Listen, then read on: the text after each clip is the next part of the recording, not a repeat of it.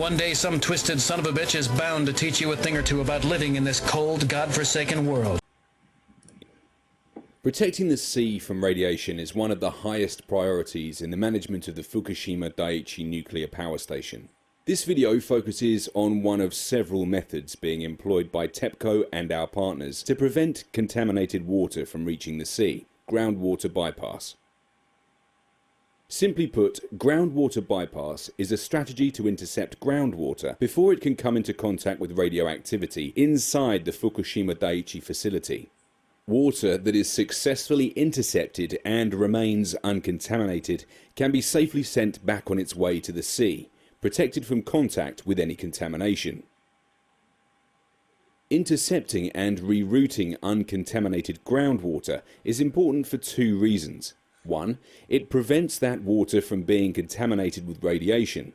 And two, it reduces the burden on the Fukushima Daiichi facility to treat and store contaminated water. Storage takes up increasing amounts of space and can be vulnerable to leaks. Groundwater poses a challenge at Fukushima Daiichi for several reasons. First, as you can see in this photograph, the Fukushima Daiichi facility is located at the base of a hillside next to the ocean. Groundwater, like all water, runs downhill.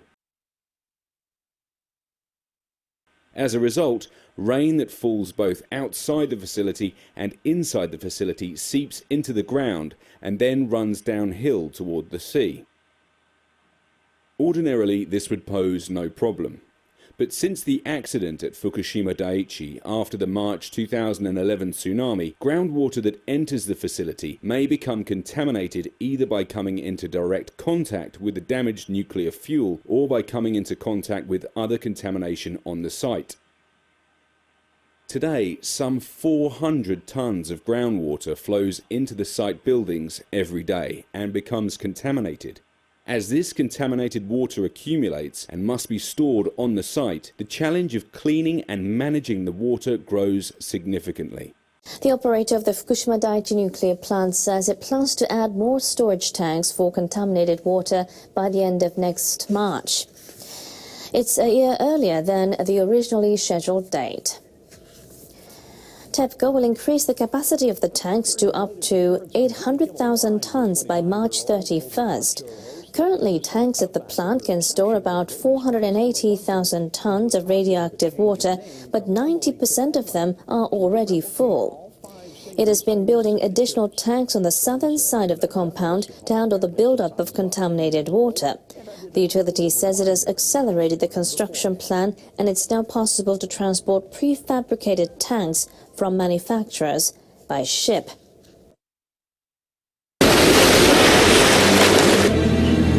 You're going to need a bigger boat. TEPCO officials also say they have come up with more efficient ways to build tanks inside the compound. Obviously then, preventing at least some of that water from entering the site is important to reduce the contaminated water. Workers at Fukushima Daiichi will soon start tackling a growing problem in a new way. They'll try to reduce a buildup of contaminated water by releasing groundwater into the ocean. Officials with the government and TEPCO got the consent of fishery cooperatives. Plant workers will pump up groundwater before it gets contaminated with radioactive substances, then discharge it into the ocean. They'll start as soon as next month. Their task will slow a buildup of contaminated water that's stored on the site and hampering the decommissioning process. Officials are promising to ensure radiation levels in groundwater released meets safety standards. They say a third party will be involved in discharging the water and making sure it's safe. Fishery workers gave their consent but still have concerns. We had no choice but to accept this plan. Wait a minute, let me show you something. What? This.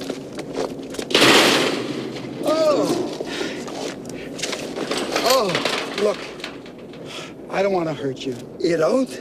No. It's just that it's important to me that you understand. It's essential for the government and Tokyo Electric Power Company to obey all the rules.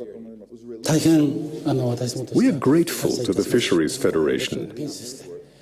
We'll do everything we've promised and try to gain the understanding of fishery workers. Officials say they need about a month to brief local authorities and analyze groundwater before workers start releasing it. This is the goal of groundwater bypass. Following consultation with the government, several measures against contaminated water are applied or prepared. We are building an impervious wall on the sea side of the buildings to suppress the groundwater outflow to the sea, and we will make a wall of the frozen soil around a building to prevent the groundwater inflow to the buildings. Groundwater bypass is one of the countermeasures to keep water away from the sources of contamination. How does groundwater bypass work? As you see in this animation, we will pump up the groundwater on the uphill side of the facility, but we will not divert the water directly to the sea. Instead, to ensure that the water is uncontaminated, we will temporarily store and test it. We will store the water in tanks separate from the ones being used to hold contaminated water. Why might this water be contaminated at all? Rainwater that seeps into the ground may carry some surface radiation with it. In most instances, this is quite low, but TEPCO is committed to ensuring that this bypass water is discharged only when it is clean enough to return to the sea. Its standards are stricter than WHO guidelines on the drinking water. The results of those tests will be promptly posted on the TEPCO website. We felt that putting our users in mortal danger for a quick buck was the right move. Japanese people have always felt a strong connection with the sea, and the country has many aquariums. One of them offers people a unique view of the maritime world. It has just launched an interactive digital aquarium. NHK World's Akane Nakajima joins us live. Akane, what can you tell us? Hi, Catherine. I'm at an aquarium located in Kamogawa, Chiba Prefecture. It is just a 2-hour drive away from central Tokyo. Now, it's home to more than 800 species. Now, this aquarium says more people are actually visiting during this month, and compared to last March, visitors are actually up 15%. You can see many people are here, actually, and we'll tell you why. Now, usually when you think of aquarium, you think of a big tank filled with many different types of fish. But take a look at this. This 3D computer graphics reproduce a coral reef. The project manager of this aquarium says it's Japan's first interactive digital aquarium. It was launched in March. Wow, it looks almost real there, Akane. You mentioned the aquarium was interactive. In what way? There's more to it than just watching this animation.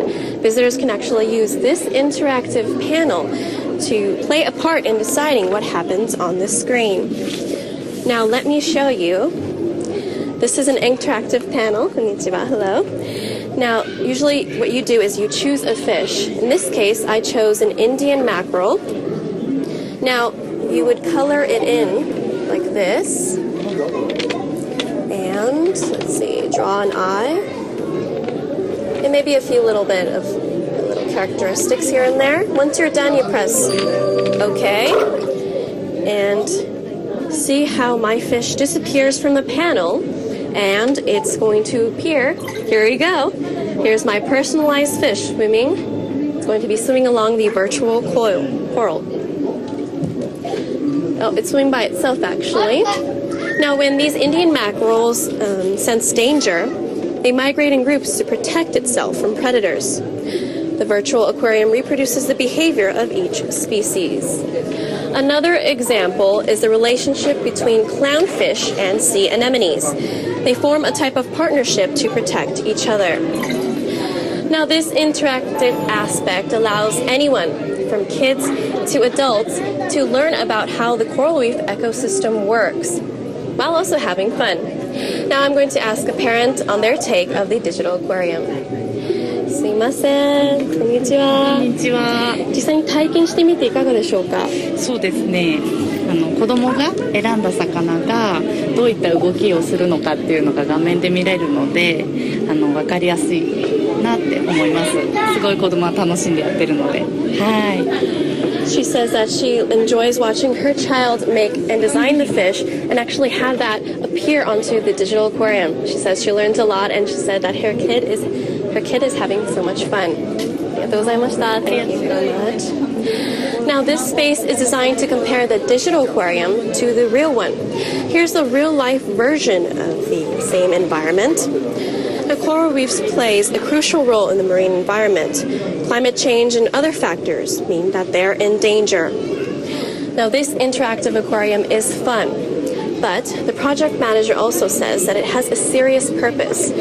Now, it makes people aware of the need to protect the marine environment. Back to you, Catherine. All right, well, learning more about marine life should help one become more aware of that need. And the great thing about a digital aquarium is providing an educational facility without disrupting the environment. Akane, thanks very much for that lovely report. So you think you've got problems? The North Korean representative to the UN has repeated his government's threat to conduct a nuclear test, but he balked at offering details. We will carry out new form of nuclear test. But I recommend you to wait and see what it is. Lee Dong-il criticized the UN Security Council for condemning a North Korean ballistic missile launch. He called the Council's reaction unacceptable. And he said members should be discussing military drills the US and South Korea are conducting on the Korean peninsula. He said those drills are aggravating tensions. The Japanese government has issued an order to shoot down any incoming missile or debris as it anticipates a possible missile launch by North Korea. Defense Minister Itsunori Onodera issued the order to the self-defense forces on Thursday. North Korea launched 2 ballistic missiles toward the Sea of Japan on March 26th. The government says it will intercept any missile parts or related debris falling onto Japanese territory in the event of a further launch by the North. The Defense Ministry says the missiles the North fired last month appear to be either the Nodong that has a 1,300-kilometer range or an improved model of the Scud with a range of 300 to 500 kilometers. It says both missiles flew more than 600 kilometers. The government has not made it public that it issued the order. But sources close to the matter say the order will be effective until April 25th, the anniversary of the foundation of the Korean People's Army. They add an Aegis ship is monitoring the situation in the Sea of Japan, but the government will not deploy surface-to-air PAC-3 missile launchers for the time being. The order for missile interception was also issued in April of last year, when the North appeared to be preparing for a missile launch. At that time, PAC-3 were deployed in some parts of the country, in addition to monitoring by Aegis ships in the Sea of Japan. We need to get subscribed and get this unity stronger and beat YouTube at their own game. Okay, that's what this is about. Like I say, go to the Remix button, hit the Remix button. That way you'll have this video and keep up with this. Otherwise, YouTube's just going to control us, guys, and it's really bad. We imagine that in the infinite universes parallel to this one, you are still staring dumbfounded at this video.